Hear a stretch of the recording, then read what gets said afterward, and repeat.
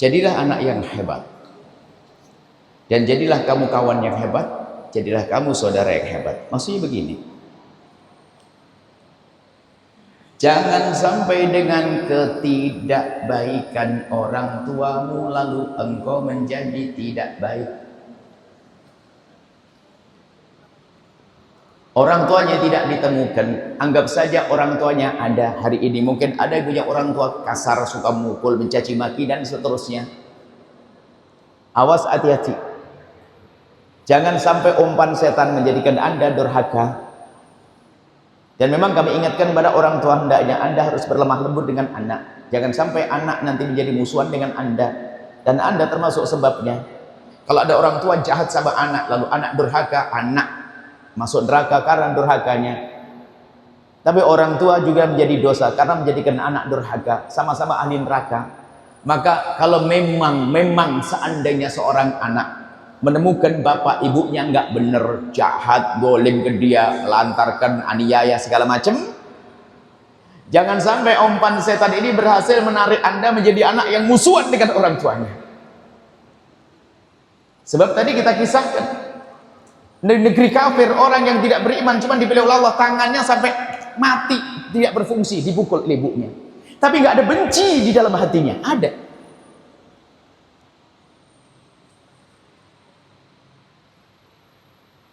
Bahkan suatu ketika ada satu kisah anak yang soleh.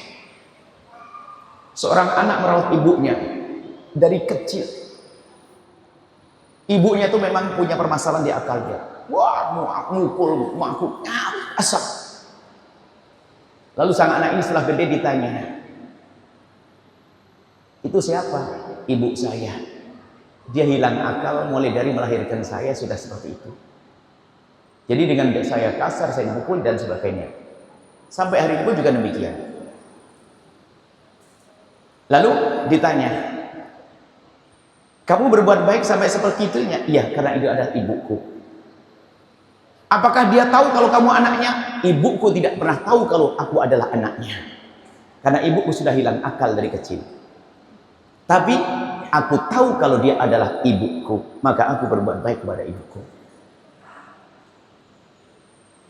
Jadi kalau ada yang punya bapak ibu tidak baik, jangan karena ketidakbaikan bapak ibu lalu kita punya alasan untuk durhaka, nggak ada. Berusahalah untuk baik dengan bermacam-macam cara. Kalau nanti ketemu ibunya masih ada menghindar, mungkin ibunya kalau ketemu dia, ibu ketemu kita marah dan sebagainya, menghindar, jangan dilawan. Dari kejauhan saja.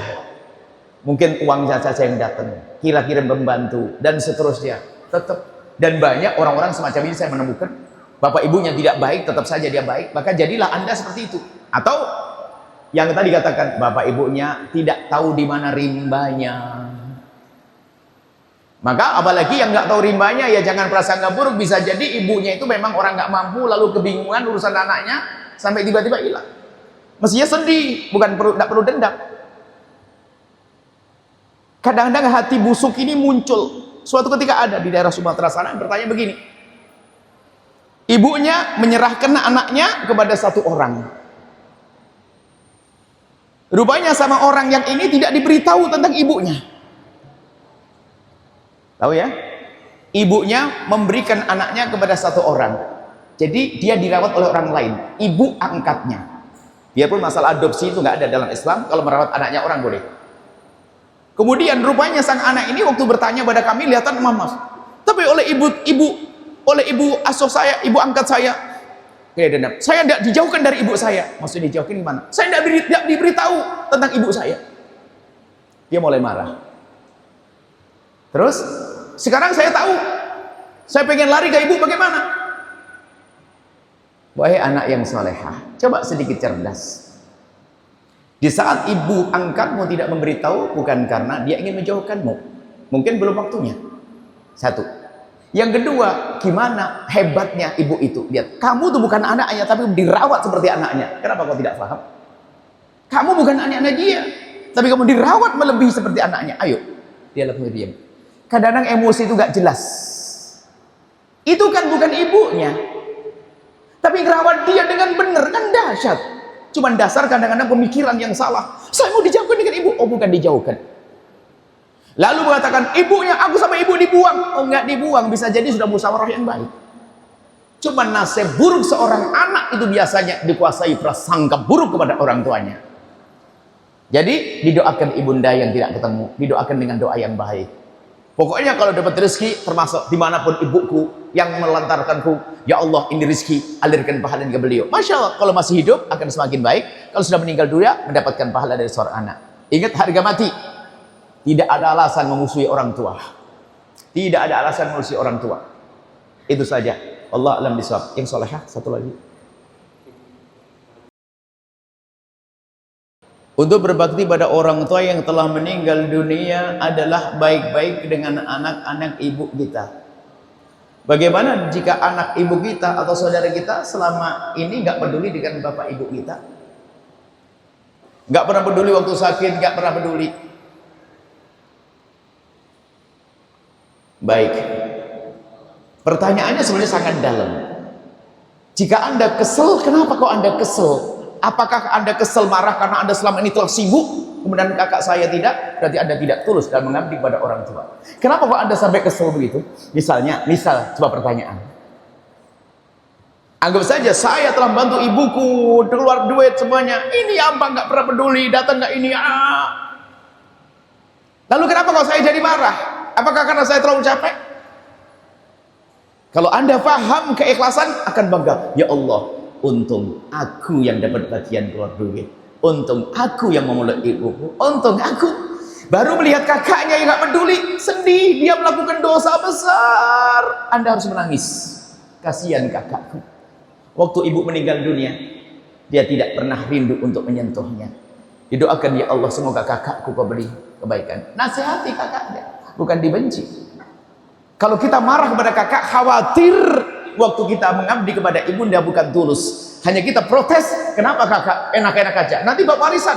Sudah begitu, giliran waris minta-minta. Waktu mau ibu sakit, nggak peduli. Panjang biasanya ceritanya. Kita harus waspada terus urusan hati ini.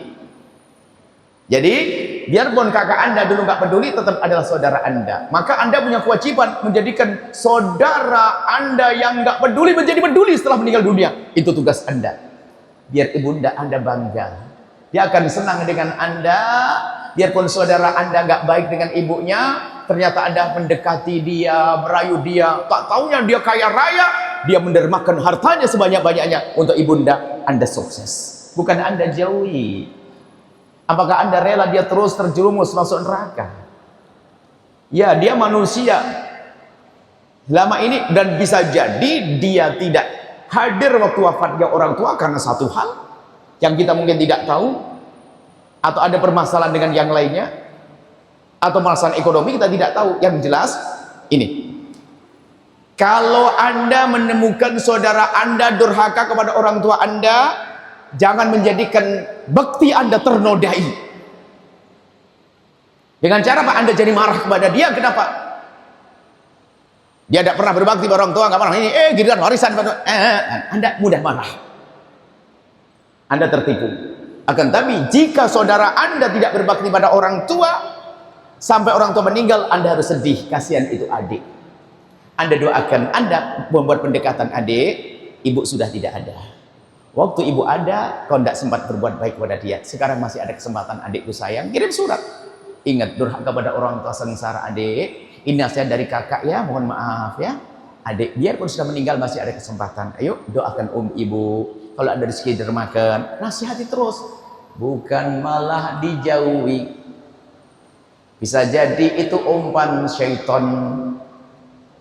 Adik masuk neraka karena durhaka kepada orang tua. Kita masuk neraka karena membenci adik. Nasib buruk. Akhirnya kata setan, semuanya jadi kawanku. Kalau adiknya masuk neraka karena durhaka sama orang tua, abangnya masuk neraka musuhan sama adiknya, ujung-ujungnya rebutan waris. Kata setan, asyik, kalian jadi kawanku semuanya. Begitu. Jadi biarpun adik saudara Anda tidak baik dengan saudara orang tua, Anda rayu dia. Anda rayu agar dia menjadi baik. Tetap dengan kelembutan Anda, dengan akhlak Anda. Sebab namanya merayu itu halus.